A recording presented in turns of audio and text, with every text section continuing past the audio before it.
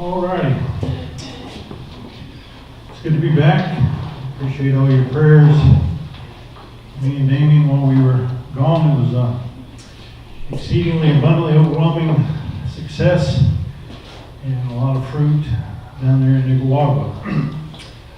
All right, before I left, we were talking about compromising our birthright. I didn't get but about halfway through it when I got kind of discombobulated. Y'all know what that is? So anyway, we'll go ahead and do part 2 tonight. Hopefully we can cover it. We've been talking about compromising our birthright. How many have ever compromised before? In situations where you got caught off guard, you made an impulse decision. How many know what impulse means? Anybody ever been an impulse spender? Yeah. It means we don't take the time to really think through clearly whether we have the money, whether we really want it, whether we really need it, and we look at it from one dimensional, what I see in front of me right now. We let our emotions and our feelings and our urge to drink, our urge to be promiscuous, or all these different things, and we end up making consequences or choices that compromise and affect our destiny. Many of them whom we can't repair, we can't fix. It is what it is, and I know we've all done that, haven't we? Yeah. So tonight is a lesson where we're going to paint the picture of how we compromise our birthright or our God-given destiny, and get a good, healthy look at what we've done, and hopefully learn from that and not continue to do it in the future. The past is the past. Can't do a lot about it, but we can use the past as a springboard for our future so that we don't continue to be going around the mountain over and over again, making the same mistakes, caught up in the sand. And so that's what this is about. And so anyway, God has given us a divine destiny or an inheritance. We read out of Ephesians 1:11-7 that says Paul is talking to Ephesians, he says, we have obtained an inheritance, and having been predestined or predetermined according to his purpose, who works all things after the counsel of his will, or his plan or desire, or his prophetic kind of plan for our lives.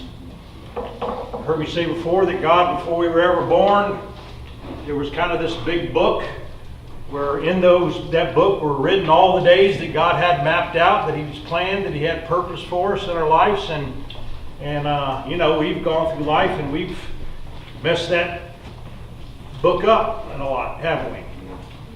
And so this says here that we've obtained it. That means it's past tense. That means it's something that has been done by God in the past that bears present results. That's what we're talking about here. Obtain means it's something that's already been done in the spiritual realm. It's legally, it's whatever. We obtained this before we were ever born. It was set aside, it was prepared for us as our inheritance. It was predetermined. Now, this whole plan is prophetic in nature. That means it's conditional. Prophecy always is contingent based on performance. God can say, hey, I'm giving you this, or I'm going to do this, and God has every intentions of doing that for us. That's his plan, that's what's in his heart, but because we are disobedient, because we compromise, because we're not on the same page, we don't know him, we don't know how to turn to him, and we go through this whole big old dog and pony show where we compromise and forfeit, and we don't get the fullness of what God has intended for us. And through disobedience, we end up giving away what was meant for us. Does it need to be louder? We have a tendency of giving away to somebody else what was meant for us. And that's what happens when we're poor stewards. And we don't, the parable of the talents is a good example of how the one squandered the talent that had been given to him, and he says that the penalty was, he called him a useless, worthless slave, and he says he took away from him and gave it to somebody else that could do it. And I've had that happen a lot in my life. Things that were meant for me, that God intended for me, I didn't want to deal with it. So it's kind of like the deadbeat husband that doesn't do what he's supposed to be. So the wife finally just has to jump in and take the trash out or do whatever herself. What was meant for him, he forfeits it. We know the children of Israel did the very same thing. They were in Egypt for 400 years. They were under the taskmaster, a type of devil, building bricks. 400 years in slavery. God said, I've got a promised land, a land of Canaan. So it took about 4 days. It took quite a while to get them out of there, but it was about a 3 or 4 day journey to Canaan, this promised land that God had promised to them. It was a land flowing with milk and honey. God had promised it. God says it's been set aside as an inheritance. It's your destiny. It's for you. So when they got up to the land, they sent the spies into the land. We know they came back and said, yes, you're exactly right. It is a land flowing with milk and honey, but there's giants in the land. And in relation to them, we feel like we're grasshoppers. And they bought into a grasshopper mentality, bought into a lie, and through fear and unbelief, they said, let's just go back to Egypt. And so the penalty for that is they failed to enter, they failed to obtain, they failed to possess what God prophesied, what God had determined for them. They forfeited it. It fell short, and we went through several examples of that. And the result was, the consequence was that they wandered for 40 years in the desert, just going around in circles. You look at the maps in the Bible, and you can see where they just went around in circles for 40 years. And they could have picked up a rock and hit their destiny. But they were in a self-imposed prison. It took 4 days to get Israel out of Egypt. It took 40 years to get Egypt out of Israel. And so we see they were under the taskmaster, and the devil had them in bondage there. And then when they got to the promised land, they bought into the lie of the devil there. And the devil hooked them, and they fed into the lie. They compromised, and next thing you know, the consequences that they failed to enter in. And what was meant for them was ended up given to the next generation of children. It's the same way with us. God has a God-given destiny, a promised land. In all our lives, we've been hooked by the devil and compromised and been impulsive in our thinking and made bad choices, and those choices have caused us to go around the mountain over and over again. And we've been wandering through life, going through all these places, and we never even get into the full destiny and the full inheritances that God has promised for us. And in many ways, we've given what was meant for us to other people. And so I don't know about you, but I'm tired of going around the mountain. I'm tired of being ripped off, and I'm tired of missing out. And I want us to get mad and not only start taking back the land that was meant for us, but also start taking land and reclaim our God-given destinies. Amen? Amen. So let's quickly catch up to where we were. Genesis 25:19.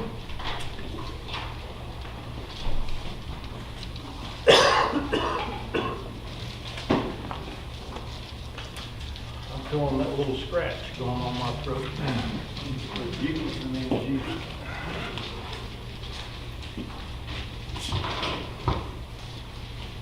I'm going to run through this kind of quick, so. Do you want to call Carl? No, I'm good. Thanks, though. Anyway, Genesis 25. This is about Isaac's sons. Now these are the records of the generation of Isaac, Abraham's son. Abraham became the father of Isaac. Isaac was 40 years old when he took Rebekah, the daughter of Bethuel, the Aramean, and Padan Aram, the sister of Laban, the Aramean, to be his wife. Isaac prayed to the Lord on behalf of his wife because she was barren, and the Lord answered, and him and Rebekah conceived. But the children were struggling together within her, and she said, if this is so, then why am I like this? In other words, if this is really a blessing from God, then what's this thing going on inside me? What's this struggle?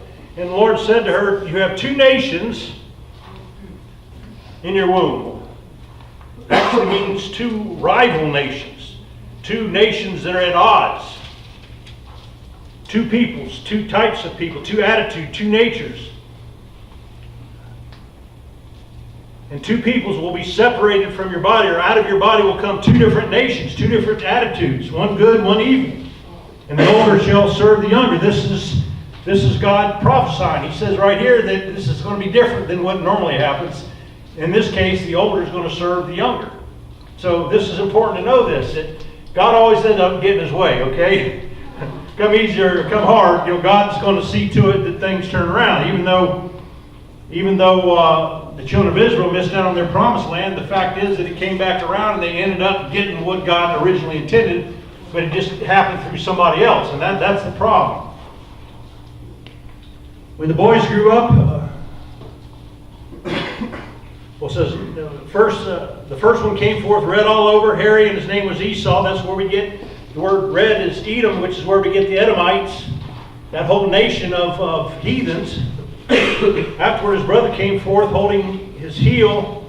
His name was called Jacob, and Isaac was now 60 years old, so it was almost 20 years from the time he prayed for the wife until the time she actually gave birth. When the boys grew up, Esau became a skillful hunter, a man of the field, in other words, a man's man, but Jacob, he was a mama's boy. He was a peaceful man. He stayed in the kitchen. Now, Isaac loved Esau because he had a taste for game, but Rebekah loved Jacob, and when Jacob had cooked stew, Esau came in from the field and he was famished. I mean, it's not good to make decisions when we're famished or we're tired. What does AA say? Halt, hungry, angry, lonely, and tired. And Esau said to Jacob, please let me have a little swallow, a little taste of that red stuff or that little soup over there that you're cooking up, for I'm famished. Therefore his name was called Edom, which is where the Edomites came from. But Jacob said, first, sell me or trade me or give me your birthright. Esau said, behold, I'm about to die, so what the heck? What's the use in this? Is this birthright important to me? And Jacob said, first swear to me. So he swore to him and sold his birthright to Jacob. And Jacob gave Esau bread and lentil stew as much as he could eat. He ate, drank, and he rose, and he went on his way. That means he haphazardly just went on about his business like it was no day. He ate, and then he went out. What he just did, it says that he just went on with some flippant attitude like it was no big deal. Just another day. Thus Esau despised his birthright. Now the first thing you need to know here is that the firstborn had certain rights. One was a right that he got a double portion of the inheritance. He was also the next in line to be the leader of the clan. But he also had the option that if he didn't want to take it, that he could sell it or trade it to his other brothers. But once it was traded, that it was binding. It was like a contract. It was irrevocable. Once given, it couldn't be taken back. And the fourth step was that regardless of whatever, that none of it was actually binding until the father put the final stamp on it. And so here we see Esau despising his birthright. The word despise means that he had no respect or honor or no regard. He had light esteem and regard or disregard, a reckless and careless respect or appreciation, or he saw no real value in what the birthright is. He didn't recognize its real worth. He wasn't even in touch with reality. He had no clue what he was doing, but Jacob did. Right. Jacob saw what was going down, and he knew his brother was a fool. Talk about not covering his nakedness and exploiting him. He basically tricked him. That's what the word Jacob means. It means to be a deceiver or a trickster. The word is a supplanter. That's what his name meant. We know later on when he was a broken man, it was changed to Israel, which basically refers to a kind of a mighty warrior, a prince, is what it means. So here, so Jacob sees the seriousness of it. He sees he's finished. He sees he's impulsive. He sees he's in the now. He's not thinking about the future. And he gets Esau to get caught up in impulse. He appealed to his senses. And over a single meal or single blow, he got him to sell off his entire birthright, the rights. So he said, So he went to him and says, look, I'll give you some of this stew, but first you need to sell me. Are you willing to sell me? Are you ready to turn over those rights, that which rightfully belongs to you? Are you going to be willing to swear to me and put it in writing and have a contract that when you die, that it goes to me? He said, I don't want to just talk about it. He said, I want to get it in writing. I want you to swear to me. I want your oath. And it says that Esau just said, oh, what the heck, I don't care nothing about this birthright. So he says he sold him his birthright, and here Jacob runs all the way to the bank, and he just says, here, have as much of you want. Now we know, so he got Esau to respond on impulse, which is what we call one-dimensional thinking. One-dimensional thinking is you look at something and you say, boy, that looks good to my eyes. Boy, it feels good. It probably tastes good. This is what I want. This is what I want right now. And you make a decision where you compromise based on, without thinking through all the ramifications. Three-dimensional thinking is what we call healthy thinking. That's where you get ready to make a decision. You say, hold it now. I've been here before. I've been here and done this. I've ran on my own. I've made a lot of decisions in the past. I've compromised. Boy, I don't want to go down that thing. So let me back the tapes up. Let me look at the past. Let me look at how these decisions have affected me in the past. Let me look at what's really going on right now, not my senses. And let me think about how this decision will impact my future. That's called healthy thinking. But he was one-dimensional in his thinking. So here he sells off his birthright. Now, we know in Genesis 27 that later on when Isaac was about to die, it's time for the final stamp of approval, the blessing. This is where everything goes down and it's made official. It's called the Barak. So he comes to Esau and he says, hey, look, I'm about to die. It's time to bless you. Go off and make me that famous stew or whatever you do. And we know that Rebekah overheard it. She got together with Jacob and they connived and they undermined. And instead of covering her husband's nakedness while he was old and feeble, she exploited him. This goes back to that teaching we had. And imagine this. And there's a whole other teaching in this right here, and I won't go into that now, but basically now, Jacob gets in there again, the trickster, the supplanter, and now he deceives his brother, and now he steals not only the birthright, but now he steals the barak, the final blessing. He gets the final blessing, he stole that, he takes off, and just about the time he goes out the door, Esau comes in and is expecting to get the blessing, and Isaac hits it. He says, oh man, I have just made a major mistake. I've blown it. He knows what he's done. And Esau goes into the big dog and pony show. Oh, don't you have a blessing for me? Can't we reverse this thing? Can't we fix it? Can't we do it? And he said, no, the barak is binding. I've made my oath now. It's patent. I've invoked a blessing on him. I've pronounced those blessings. I've called down that favor. And it was binding. It was legal. So there was nothing to do. And we know Esau got terribly bitter. Jacob took off running, and we know that he ran from Esau for years and years and years. Now in Romans 9:13,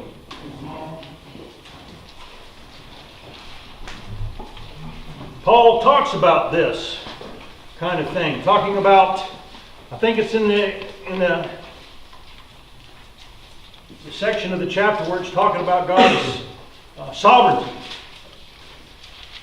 And I'm going to read out of the Amplified, 9:13 out of the Amplified, as it is written, Jacob I have loved, but Esau I have hated or held in relatively disregard in comparison to my feelings for Jacob.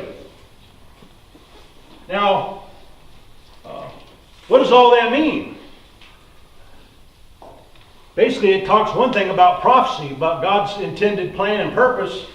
But here he says he loved Esau because he loved Jacob. Jacob had a regard. He understood the seriousness of the birthright and the blessings, and he recognized that. He recognizes someone whose heart is lined up with God's heart. He understands the things of God, and he doesn't want to miss out them. So here he's shrewd, and he gets what he wants, but it's done by trickery or whatever. But either way, God says, I love Jacob. I love his attitude. I love his nature. But Esau I hated, or I disregard, or I despise him. I look with him contempt because he doesn't seem to have any care or concern for the things of God. Now what can we learn from this? Well, the first thing we need to realize is that Esau or Isaac, is a type of God or father figure who has a divine destiny for his children, or inheritance, or promise, prophetic plan for us that he's determined before the foundation of the world. And regardless of how bad we mess it up, God is always causing all things to work together. He's trying to take our messes and turn them into messages. He's trying to take these compromises, these mistakes, and he's trying to go, even though we might have blown plan A, he goes to plan B. Once we blow plan B, he goes to plan A. But he's forever loving us and trying to get in on our destiny, and we've been throwing it away, throw away. So we're like Esau. We are the people that have had not any regard, or we've despised our birthright. We've not paid attention. We've been fools. We've not shown any value or significance in our destiny. And over again, we've compromised due to our impulses, and we've missed out on the things of God. Now, Jacob, the word, like I said, was supplanter, trickster, or deceiver. He's the type of devil that has always been out to steal from us and kill. Thief comes to kill, steal, and destroy. I came that you might have life and have it abundantly. But the devil's out to kill, steal, and destroy. He wants to keep us from entering in and fully possessing our destiny, our promises. And we've been stuck on stupid like fools, and we've been allowed through our choices to compromise, but we've also allowed the devil to come in and to rip us off from our divine destiny. And we too, through impulse or one-dimensional thinking, we have compromised over and over again. Now, I want to show you something really interesting. I call this the timeline. This is what I really wanted to get to tonight, so I apologize for running through this, but this is... I encourage everybody to do a timeline on their life. Okay? I just think it's good. I was up in Larry McKenna's program in the middle of the night on my birthday, and I remember in the middle of the night, God woke me up and he started showing me my timeline. He says, son, I want you to take a look at something. I couldn't sleep for like 2 hours. 2 hours, like, I was like, I'm trying to sleep here, Lord. And he's just, for some reason, he's showing me my timeline. And he goes back to even before I was born, and how I ended up in Titusville, and how he put godly parents in my life, and certain coaches, and just all through my life, I saw God's hand over my life. And then I seen how many times that I rebelled against God and made bad choices, and I allowed the devil to rip me off, and it gave me a picture. Man, I started seeing the favor of God, the blessing of God, but I also started seeing the stupidity of my life and the bad choices. So let's just bear with me. Let's look at this timeline here for a minute. So this is Isaac. Well, this is God, who has a divine destiny.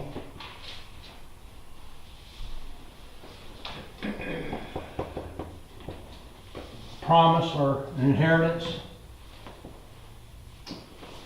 Let's call this plan A. This took place, was predetermined. It was an inheritance. It was determined for me. We said, like, there's a big book. In this book, it had all my days laid out the way God wanted it to happen. Okay? Now, we're not going to go into man's free will and sovereignty and election. It gets way, way too complicated. So just roll with me here, all right? So, here we're born and we go out into a destiny. And all of a sudden we get to a point in our life, and here we have Jacob, a type of devil who hates this divine destiny, who hates the promise. He wants to kill, steal. He wants to keep us out of possessing and getting our full inheritance, whatever he needs to do. He'll trick us. He'll deceive us. He's just like Jacob. Whatever it takes to get the birthright, whatever it takes to get the blessing. And he's forever. As a matter of fact, the devil's goal, I started hearing about this the other day. The devil's goal, I was thinking, it's about the Antichrist spirit. This liberal world that we're in right now and what's happening, it's about that liberal Antichrist spirit. But really, really it's even bigger than that. What it really is, the devil hates God's creation. What's really going on in the world right now, the devil hates God's creation, and he's out to destroy everything that God created, from the earth to us to whatever. And that's what this whole attempt is that's going on in the world today. It's really an attack of the devil to destroy everything that God's created. So the devil's out to destroy everything that God created from me. He wants to take my health, my finances, my marriage. He wants to kill, steal. His goal is to kill me, to steal from me, and to destroy, period, everything. He's not going to quit till he's got it all. That's his goal. Well, here the devil throws out a little something, a little bowl of stew. Could be cigarettes when we were young, or alcohol, or maybe some drugs. Could have been a little pornography. It could have been a girl that we impulsively had sex with that we didn't care about. We ended up getting venereal disease, or we got somebody pregnant. Could have been you getting pregnant and having an abortion. It could be doing something really stupid that caused me a felony charge that put me away in prison, or a DUI, or whatever. But anyway, we get to these places where we have a choice, a decision to make. And you've heard me preach on it. It's an opportunity for us to go deeper into the things of God, into the destiny, into the promises, or it's an opportunity for us to compromise and go different. It's impulse. We don't think about it. I see that girl. She looks good to me. I want to have sex to her, so I'm going to have sex to her. I'm not thinking about who she is. I'm not caring about it. I'm caring about me. Right now, I want to have sex, and period. That's all there is to it. I don't care whether I get pregnant or venereal disease or AIDS or whatever. I make that decision, and next thing I know, I've taken off because of that choice, and now I'm going in a whole other direction, aren't I? With the consequences. Okay? I made the choice. We're free to choose what we are, but we're not free from the consequences of our choices. I can do whatever I want, but I'm not free from those consequences. So that choice was my choice, but it took us off to a decision. So here Jacob deceives Esau and takes him away from his planned purpose, and then he gets back on, just say, plan B, and now he comes back, and now Jacob tricks him out of his blessing. Now, back it up to our life. So here we make a decision now. It took us away from our God-given destiny. We made a decision. We finally repented. We said, okay, boy, I'm not going to do that again. And we get back on track with God. We start going to meetings. We start hearing from God. We get back, and God starts causing all things to work. He said, okay, all right, well, let's take our mess. I'll forever help turn it around. We can take your mess into a message. We'll go with plan B now. It may not be everything that you had, but it is what it is, and we can make a good thing out of this, because that's the way God is. He causes all things to work together for good for those who love Him. That's a wonderful promise. So now we're on plan B. Now we're back going towards our divine destiny again. Now here we make another decision, don't we? You had a bad day. You had 10 years sobriety, 10 years clean. The devil's talking to you. You're getting mad. You're getting angry. You say, boy, I just want to drink. You know you've got a number to call your sponsor. You know you can call your pastor. You know you can stop and practice three-dimensional things. But no, you want to drink. You want it right now. You don't care what's going to happen. And you make that choice. Next thing, it's not a drink. It's a whole bottle. And before the night, where are you at? You're in the hood buying crack, or you got a needle in your arm, right? Every single time. So here we make another choice. Go another direction. Then God takes it. And now here we're on plan number C, aren't we? Then we get going again, and then here, now another thing happens. Now we're on plan D, aren't we?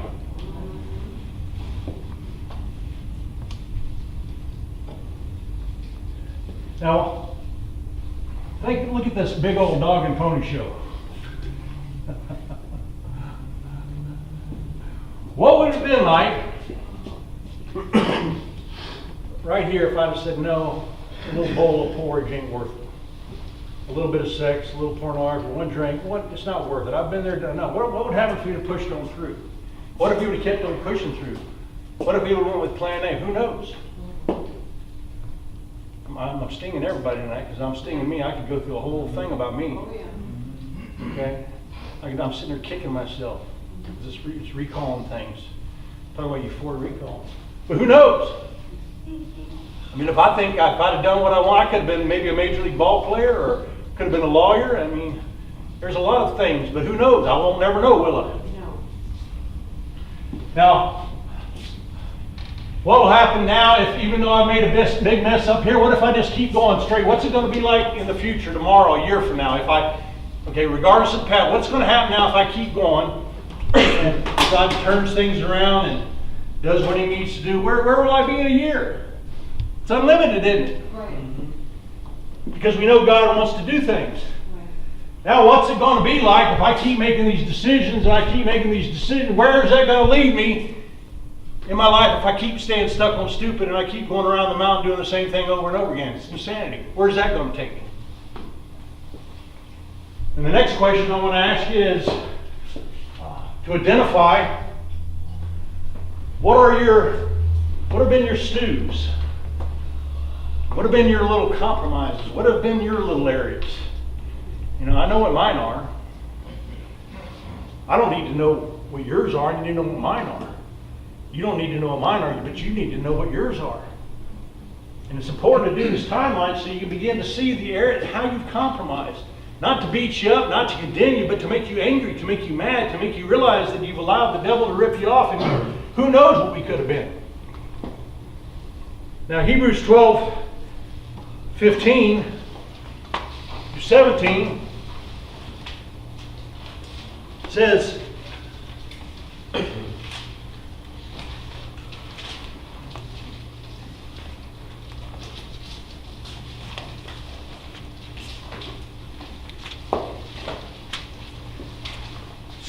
see to it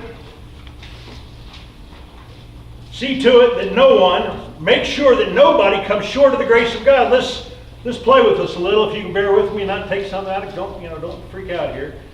See to it that no one falls short of the inheritance of the divine destiny that God has for you. Can we use that in there and just work outside the box here?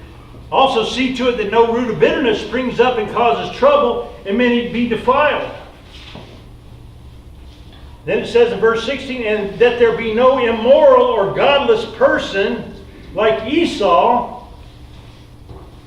The Amplified says a profane, godless, sacrilegious person who sold his own birthright for a single meal. This is the writer of Hebrews talking about what he did back in Genesis.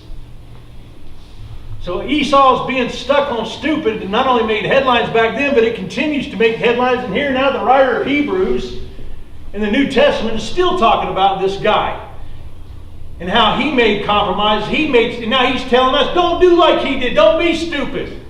Don't throw away your birthright. Pay attention. Don't get caught up and become an immoral, godless person who despises his birthright and has no respect of God and end up forfeiting your birthright as well as your blessing. For you know that even afterwards, when he desired to inherit the blessing, he was rejected, for he found no place for repentance, though he sought for it with tears. Now, what does that mean? This is where you need to do your little word search here. Let me read it in the Amplified. It says, for you need to understand that later on, this guy Esau, when he wanted to regain title to that birthright and to that inheritance and that blessing, the Baruch, it says that he was rejected because he had disqualified and already had set himself aside. He disqualified himself. Once you're disqualified, you're out of the game. You got to go sit on the bench. You can't get back. You've been disqualified from that game. You've been kicked out and rejected like a bad part. You guys that work at Synergy, some of you are in quality control. You got parts. I heard y'all made a mess the other day. Anyway, you got part, good part. I'm the inspector. Stamp, good. Oh, bad part, pull it off. And where do we throw it? In the useless pile. Disqualified. Now you'll be melted down and reused some other way, but you'll never be able to be what you could have been. You've been rejected. What was meant for you has been taken away. You've disqualified yourself because somehow in the process you made choices or decisions and you came up not measuring up or meeting the standard of the destiny that God had planned for you. For he could not find opportunity. Repentance here now doesn't talk about being sorry. You know, we do something wrong and we repent, oh God, I'll never do that again, please. No, that's not what this is talking about. What this is talking about is repentance means that he had no chance to recall the choice that he had made, although he sought for it carefully with tears. What it says right here is that he was a godless, immoral person that sold out his birthright and his blessing, and when he realized what he had done, it was a done deal, it was binding, it was an oath, and there was not a thing he could do about it. You married her, now you're stuck with her. You had the abortion, you're stuck with it. You chose to drink, now you're back with the crack pipe, and you violated your probation, now you are back in prison. Once again, you made your choices.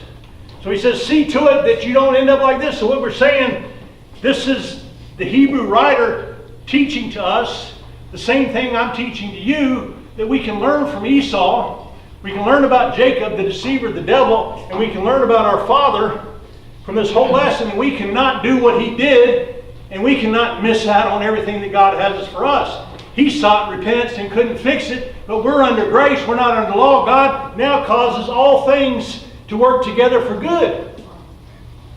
He constantly takes things and makes them work for our behalf. So no matter how bad you mess it up, it's not too late to fix some of it. Amen? Amen. Isn't that a wonderful God we have? So in closing tonight, how many of you can relate to the story tonight? Amen. Okay, if you're not, man, geez, I don't know what you're going to relate to. Hopefully we stung us all, because it sure stung me. But anyway, let's forget about the past. Let's start looking at these 4 questions. What would my life have been? This is what our homework's going to be, for you guys in the lodge especially. Number 1, what would my life have been if I'd kept going straight? What will my life be like tomorrow if I make good decisions now? What will my life be like if I continue to be going around the mountain doing the same thing? And what are my areas of compromise, those bowls of stew, those single little meals that I've thrown away so much?